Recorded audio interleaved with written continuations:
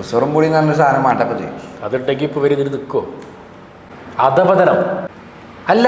ഞാൻ ആലോചിക്കുന്നത് അതല്ല, ഒരു സ്ത്രീ ഇത്രയും വലിയൊരു പ്രശ്നം നേരിട്ടിട്ട് ഈ ഫെമിനിസ്റ്റുകളൊക്കെ എവിടെ? ഇവർക്ക് ഈ സ്ത്രീകളെ സുരക്ഷിക്കാനും അതല്ല ഇതിലൊന്നും ഹിറ്റാവാല്ലേ. പോലീസുകാർ കേറി നിറങ്ങും പേരില്ലേ, പാർട്ടി പ്രൊട്ടക്ട് ചെയ്യൂല. അപ്പൊ അവർക്ക് നിലപാടുണ്ടാവില്ല. ഞാൻ ഇവൾക്കൊപ്പം അവൾക്കൊപ്പം ഏതവൾക്കൊപ്പം?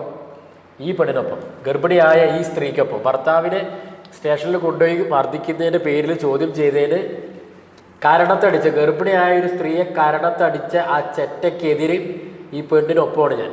ഇതാണ് ഈ സ്ത്രീകൾക്കൊക്കെ വേണ്ടിയാണ് നമ്മൾ പോരാടേണ്ടത്. ഇതാണ് സ്ത്രീകൾ, ഇവർക്ക് വേണ്ടിയാണ് നമ്മൾ നിൽക്കേണ്ടത്.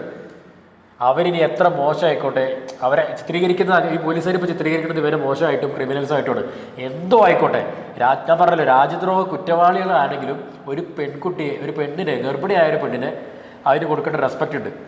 അവരെ കീഴ്പ്പെടുത്തായിരുന്നു, അവർക്ക് കയ്യിൽ വിലം കണിയിക്കാം. ഇനിയിപ്പോൾ ലേഡീസ് കോൺസ്റ്റബിൾ അന്ന് ലീവാണെങ്കിൽ ഇവർക്ക് കൈ പിടിച്ചിട്ട് ബന്ധിപ്പിക്കാം. അതിനാണ് പോലീസുകാരുള്ളത്. മുഖത്തടിക്കാൻ ഈ ചെറ്റകൾക്ക് ആരെ പെർമിഷൻ കൊടുത്ത്? ഊളകള്.